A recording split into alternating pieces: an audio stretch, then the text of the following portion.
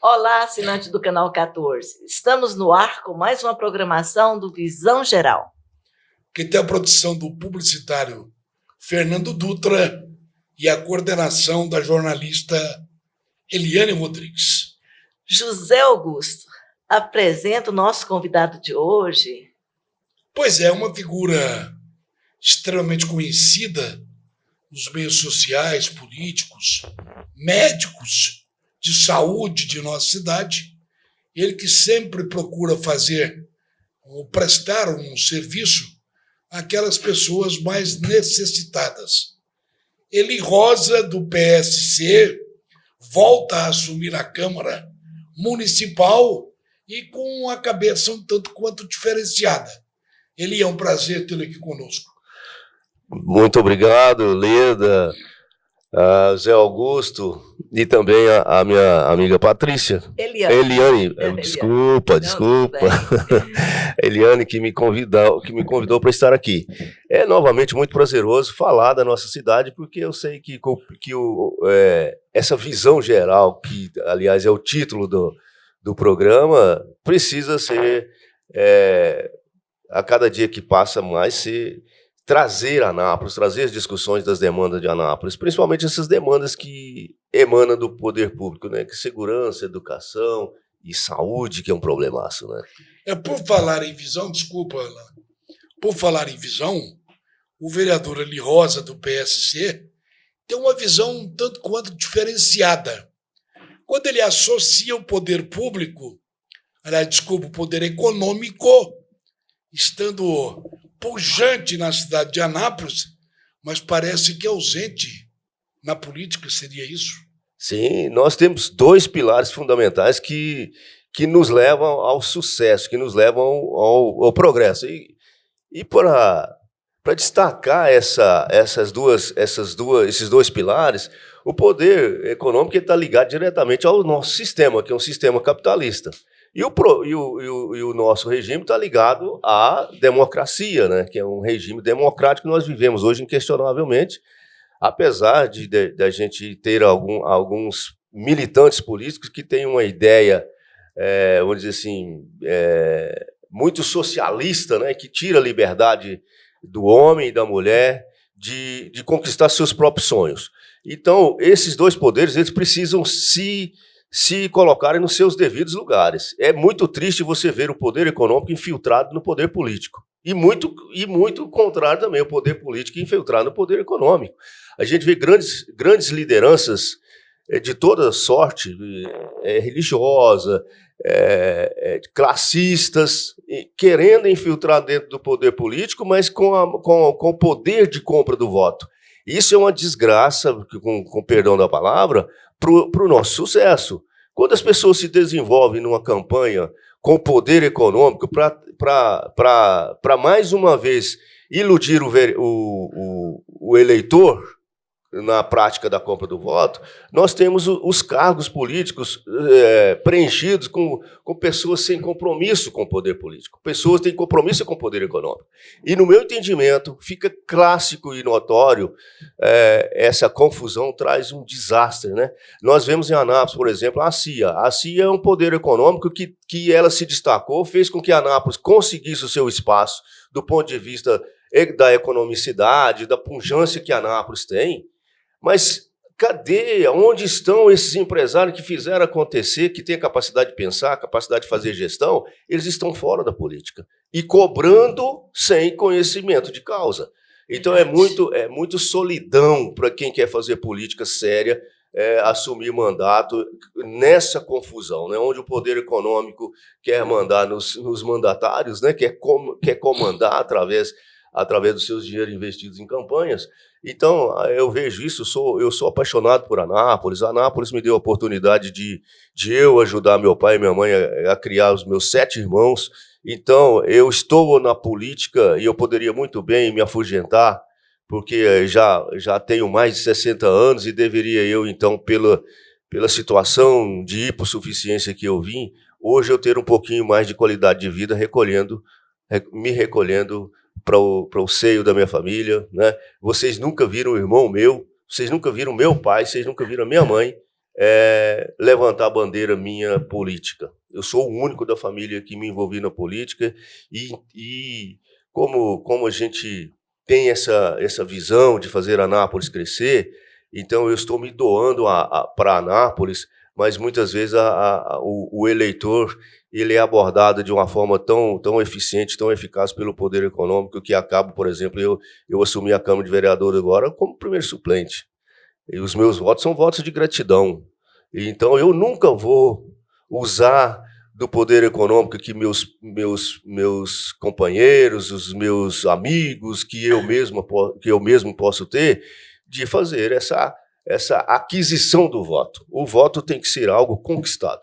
Então, essa é uma quase revolta minha, né? Nós precisamos pedir à sociedade, pedir a todos os empresários, às mães de família, que principalmente as mães elas produzem a paz, né? A mãe, principalmente a mãe sábia, ela consegue trazer para os seus filhos a consciência dessa demanda, né? Fazer com que a nossa sociedade melhore, fazer com que o ser humano realmente tenha um melhoramento no seu pensamento, na sua prática, deixa de usufruir do meio ambiente, né? Então, o que nós precisamos é ter essa consciência, né? O poder político, o poder econômico se juntarem, mas de forma paralela, sem se encontrarem, mas fazer com que a coisa que está escrita na nossa bandeira, a ordem e o progresso, fica por conta da gestão do poder político, e o progresso, a ordem fica para o poder político, e o progresso fica para quem tem coragem de enfiar a mão no seu bolso e fazer investimentos, gerando renda, gerando emprego, mas sem em ocasiões de campanha, impor o seu poder, envolvendo, novamente repito, envolvendo aquela coisa, eu vou votar no fulano de tal porque ele é rico, né? Você tem que votar em fulano de tal, você tem que conhecer, o voto é uma procuração, e ninguém dá procuração para quem não se conhece. Eu estou falando muito, eu gostaria que vocês participassem da minha conversa, né? Interessante, né? Interessante que ele tem um discurso diferenciado. Dentro disso, te perguntaria o seguinte: você é empresário e político. Quer dizer, você está nas duas vertentes. A leitura que você faz é que existe um conflito de competência e um conflito de vaidade nessas duas classes? Sim. Principalmente a gente destaca isso quando você tem a reunião do político e do empresário. Porque a política, na verdade, ela não foi feita para gerar emprego. Óleo e água não se misturam. Não se misturam. Interessante. Elas se fortalecem. Só cobra. Só tem uma cobrança. Só cobra. Por exemplo, com toda reserva. Com toda reserva, com toda propriedade. Uma vez eu participei aqui na pré-campanha do Ronaldo Caiado para governador. O presidente da CIA, obviamente, o Ronaldo ia sentar ao lado do esqueci o nome do presidente da CIA, que até hoje, quem é o presidente da CIA hoje? Esqueci o nome dele. Anastácio. O ex-presidente, né? Ele é ex-presidente. Ex-presidente. Então, a primeira coisa que o Anastácio falou para o governador, falou assim: governador, o senhor está aqui para... Ele usou outra palavra, mas para ser sabatinado por essa casa gera renda, essa casa gera emprego, e político não gera emprego e nem renda. Deixou ele ser justo aí. Isso é uma verdade. Agora, o empresariado de Anápolis, eu tenho certeza absoluta que tem muitos deles que pode tirar da sua agenda e deixar para os seus gerentes, seus administradores, até seus familiares, os seus gabinetes das suas empresas, e prestar esse serviço para a gestão, porque a cidade, o município, o estado, até os órgãos que fazem Anápolis viver, eles precisam de grandes gestores. E uma grande maioria dos políticos são filósofos. Nada contra os filósofos, mas filósofo no seu lugar, gestor no seu lugar. Um dia desse eu vi uma banalidade, falar os políticos não poderiam ter salário. Aí eu pergunto para você que nos ouve, que nos vê, para os senhores aqui, você já viu algum prestador de serviço filantrópico, essa instituição na qual ele está inserido, ter sucesso? Não tem, porque, infelizmente, uma das coisas que move que move o mundo, que move as coisas, é a dignidade. E a dignidade vem, inclusive, pelo salário. Então, a pessoa pode ganhar 100 mil reais, que de repente está sendo mal pago, porque ele gera 300 mil. Então, nós estamos falando aqui da revolução industrial, né, onde os empresários só começaram a investir naquele que deixa mais valia. Então, você, de repente, pagar 2 mil reais para alguém que não produza nada e causa, inclusive, prejuízo, é um desserviço, né? Então, muitas vezes as pessoas ficam questionando o salário de fulano, o salário de Beltrano. Eu sei que tem uma discrepância muito grande entre quem ganha salário mínimo e quem ganha exorbitância, né? Mas nós precisamos ter a capacidade de fazer críticas, mas críticas fundamentadas, né? Entregar o nosso município, o município de Anápolis, que é referência para 49 municípios, que é o quartel-general de quase 50 municípios que nos rodeiam, entregar isso para voluntários é um absurdo. Mão beijada, né? Não pode. É lógico que não, né? Inclusive, né, José Augusto, foi na última programação nossa, nós falamos sobre também, não vou falar o nome do candidato que mandou umas caixinhas aqui para Anápolis, teve quantos mil votos mesmo? Pois é. Teve muito bem abordado. Você lembra daquela nossa última programação falando sobre isso? Vamos falar o nome dele, não, né? Não vamos falar, não. Mas ganha voto eu não de falo, cartinha. eu esqueci o nome dele, mas o que ele tinha? Ele tinha microfone. Isso. Isso é verdade, é verdade. Então, Nem aqui veio. E quem perde com isso? Nós. Uhum. A pessoa ganhou aí né? Porque depois vira as costas. Vira. E a gente tem que conscientizar as pessoas disso. E está chegando o momento, desculpa, do Anapolino fazer uma seleção. É por aí, vereador? Sim. Eu estava aqui falando com o Zé Augusto sobre eu vim a pé subindo a Goiás. Isso, bem abordado. Que desleixo está nosso centro da cidade, né? É um absurdo a gente ver os próprios donos desses imóveis não cuidarem das suas calçadas que já eram feias, já eram horríveis. Ao invés de melhorar essas calçadas que já eram feias, eles estão deixando elas ser destruídas, eles estão deixando os construtores amontoarem pneus. Hoje, por incrível que pareça, eu vi 2 pneus de caminhonete em cima da calçada hoje pela manhã. Então, esses pneus ficaram lá desde ontem, ou talvez até mais. A brita já toda espalhada pela calçada, a areia pela calçada. Onde que nós vamos parar? Parece que as pessoas deixaram de amar os seus próprios imóveis e a sua própria cidade. Então, nós precisamos amar Anápolis, porque ela é o grande celeiro para quase todos que estão aqui ainda. Porque se não tivéssemos aqui, nós estaríamos em outro lugar, porque a oportunidade lá era melhor.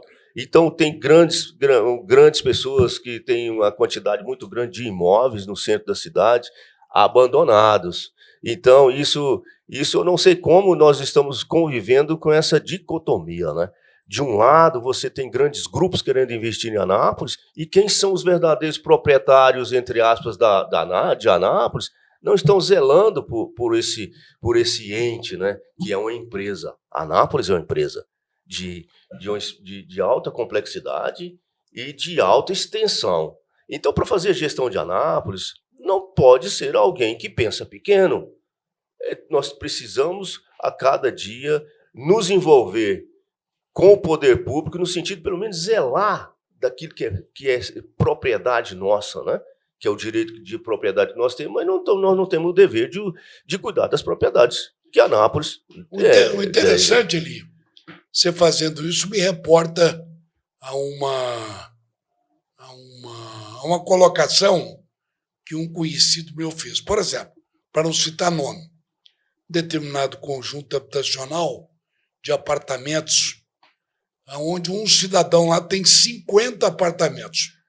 E aí eles tentaram fazer uma cobertura para os veículos, que é sol, chuva, sereno, vai depreciando.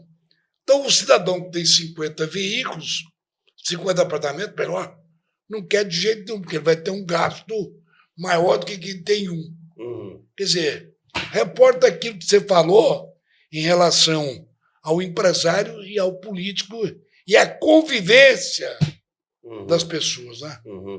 Sim, existem umas coisas tão grandes, Augusto, que elas são tão imensas que a sensação que a gente tem é de incapacidade, né?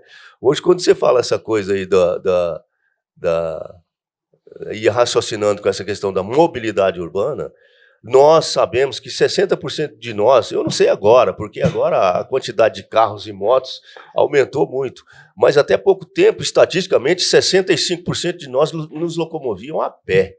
Agora, o pedestre não tem moral, o pedestre não tem proteção, o pedestre não tem olhar dos empresários nem dos políticos. Desprotegido. Ele está desprotegido. Como é que você tem essa coisa da mobilidade urbana que prega-se que tem que ser colocada em todas as cidades e você vai calçadas cheias de degraus, calçadas cheias de brita, calçadas cheias de pneu. Cheio de buracos. Como é que as pessoas com limitação vão trafegar? Não tem. Ou mesmo aquelas que não têm limitação, nós precisamos entrar e concorrer ao espaço com moto e carro, porque essa mobilidade urbana ela está muitíssimo longe de ser alcançada para trazer dignidade para aqueles que movem a cidade, né? Que gera renda através das suas compras, através de suas vendas, através de todo vamos dizer assim, o ir e vir das pessoas que faz as cidades crescerem.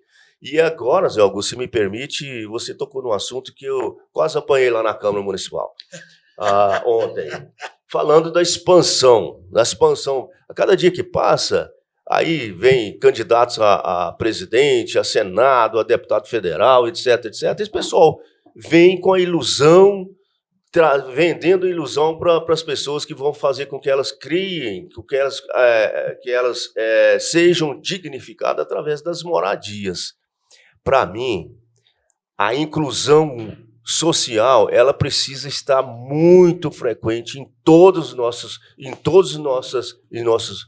nosso convívio. Não é só a moradia. Não é só moradia. Quando você pega... A moradia é importante. É importante, mas como que ela é importante no meu entendimento? O entendimento de qualquer um que pensa um pouco. As cidades precisam ser adensadas, as cidades precisam ser verticalizadas.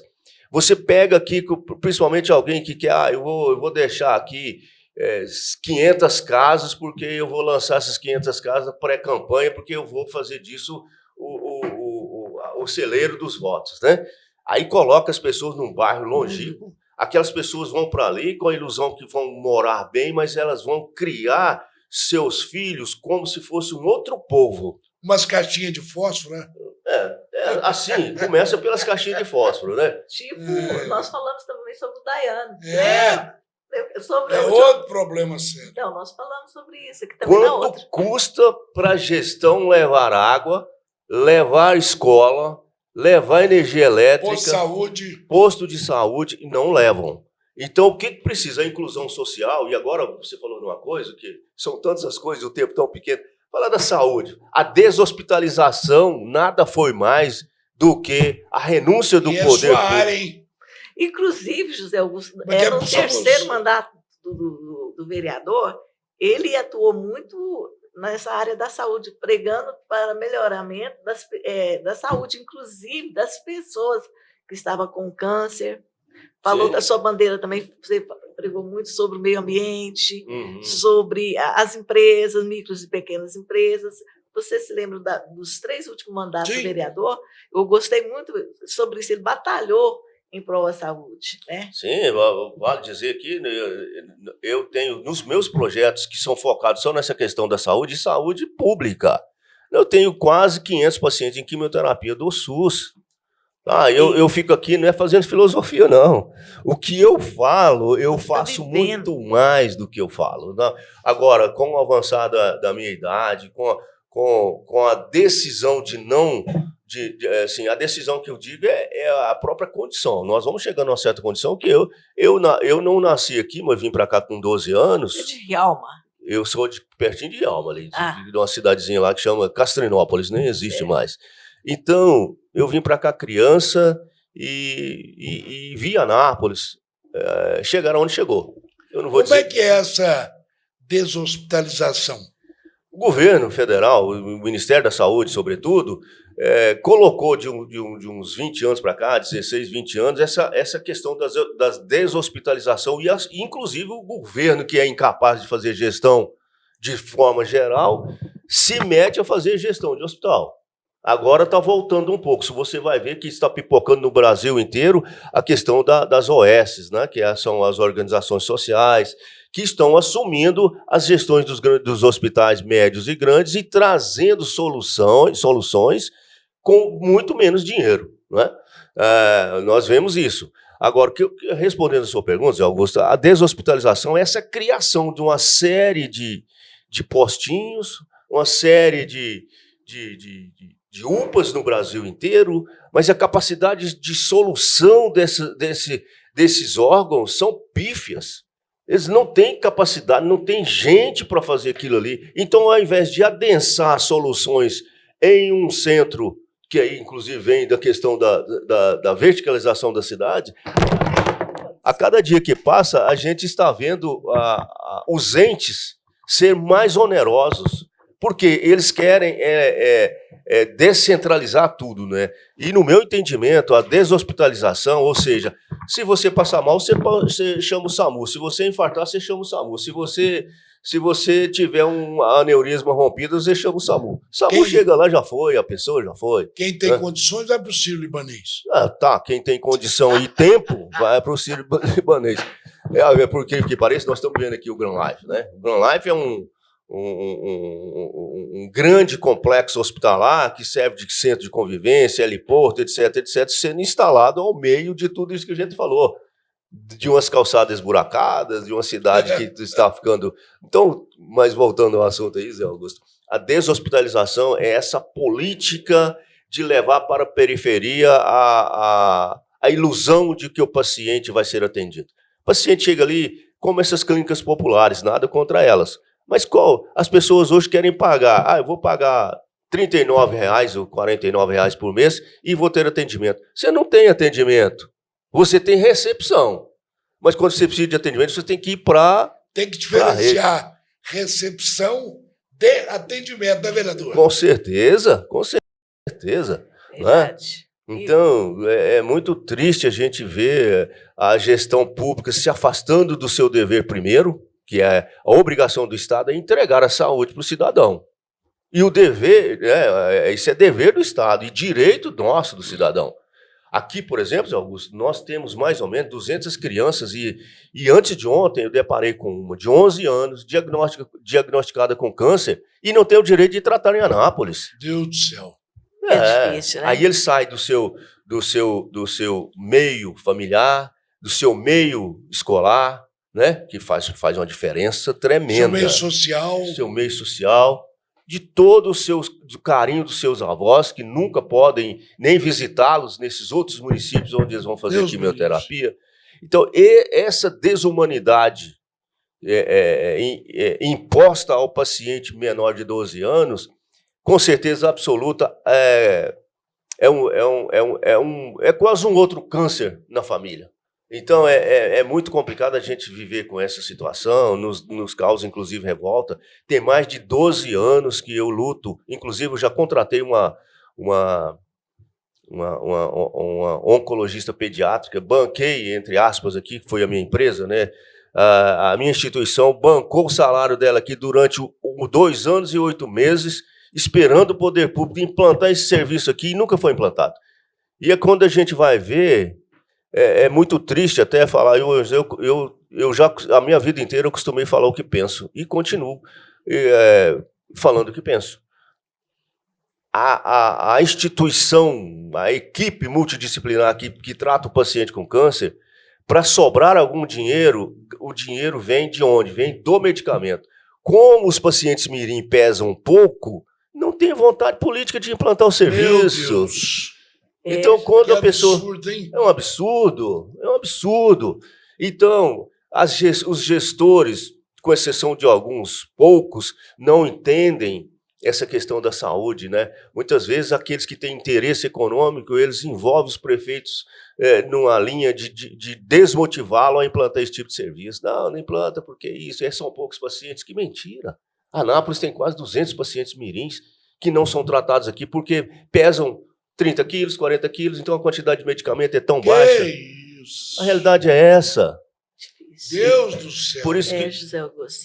A saúde realmente... Desumanidade. Desumanidade. Inclusive, não ficou só nisso, foi no ano passado, não, no início do ano, desse ano, uma criança teve que ser transferida para uma cidade do interior, porque não tinha médico para fazer uma cirurgia de apendicite. É um Eu absurdo. tenho também. Essa criança É um de absurdo. 11 anos, para socorrê-la, eu tive que pedir um médico aqui da minha equipe, de graça, né? Entre aspas, né? Porque, na verdade, quando a gente fala de graça, isso aí, para mim, é o maior ganho, o maior, vamos dizer assim, a maior mais-valia que eu tenho é quando eu consigo servir a uma mãe, servir a um pai.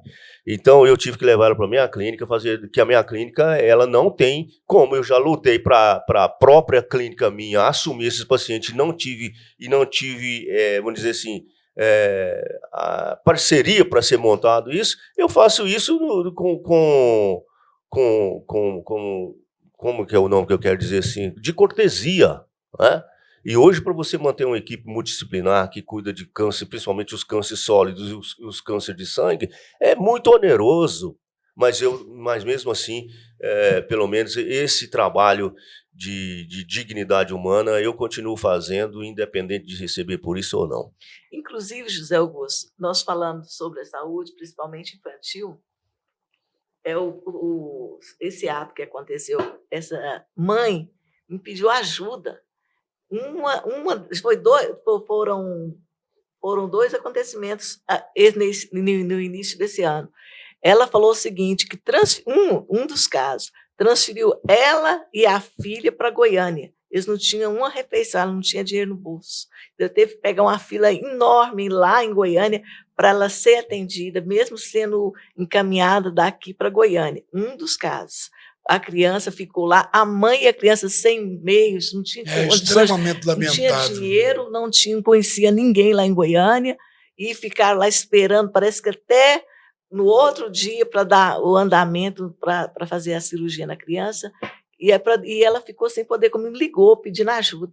Eu estou vendo você se emocionar, os olhos com lágrimas. E se você vê essas quase 200 crianças, dessas aí, no mínimo aí umas 150, 160 crianças são hipossuficientes, são paupérrimos, que dormem, seus pais dormem em praça pública em Ribeirão Preto. É verdade. Infelizmente. Em Barretos. Em Barretos. Barretos é referência, né? E aí, os pais dessas crianças, eles vão para lá, mal arrumam dinheiro para pagar a passagem e comer um pastelão nas rodoviárias. Dormir, eles dormem nos bancos de praça pública. Pois é, vereador. E aí o fundo eleitoral tem 6 bilhões de reais. Tá vendo? Quem foi um ministro que falou que mata criança na fila do SUS, mata... Foi você até que não fui eu. Você falou para mim que queria até colocar essa mensagem aqui na abertura da nossa programação. Bem lembrado. É o ministro do Supremo Tribunal Federal. Ele falou sobre isso. Faz tempo eu não me lembro mais a corrupção como é mata... o conteúdo dele. Né? Aí você falou um monte de dinheiro que tem para a saúde. Cadê o dinheiro? Verdade. Não é isso? Então, esse dinheiro é o que faz com que os candidatos que conseguem seus mandatos, senadores, presidentes, deputados federais, se enriquecem tremendamente, né? Aproveitando desse dinheiro que vem de onde? Vem do nosso bolso. Esse dinheiro é nosso como empresário. Deixa eu te cortar, que você tocou num ponto... Botou o dedo na ferida. Tem um cidadão aí, ele é presidente de um partido, deixa eu ver se eu lembro o nome dele. Quer falar o nome dele aqui? Vai te mandar um processo. Não, eu sou cidadão. Tal de Vivar. Toda vez ele é candidato a presidente da República. Tem aí 2 mil votos por aí. Mas o fundo eleitoral ele pega. Então, ele está comprando boi, né? Com certeza. Aliás, o Pará está na mão de político, né? Pois é. O Pará está na mão de herdeiros aí, de descendentes de políticos aí. Centenário isso aí, né? O José Augusto, 2 minutos para encerrar a nossa programação. Eu vou deixar o nosso vereador aí fazer suas considerações finais. Aquela mensagem para o Anapolino, aquela mensagem. Está precisando de uma mensagem de otimismo, não está não?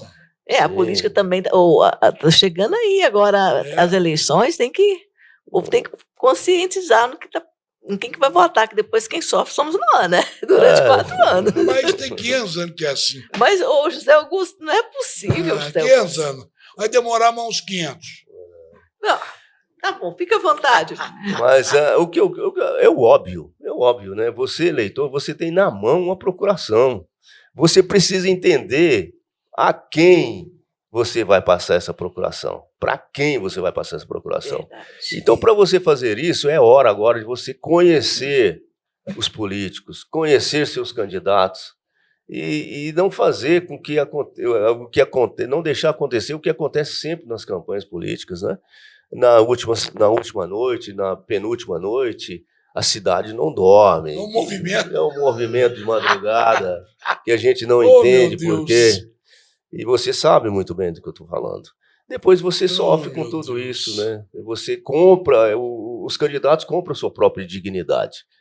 Então nós precisamos nos evoluir. Tem um tal de NDH, que é o nível de desenvolvimento humano, que fala que está subindo. Quando a gente fala que a gente está nos desenvolvendo como ser humano e a nossa dignidade está indo por conta de R$50 Pro ralo. pro ralo, não é? Nossa, nem acredito, né? Muitas vezes a gente fala aqui, né?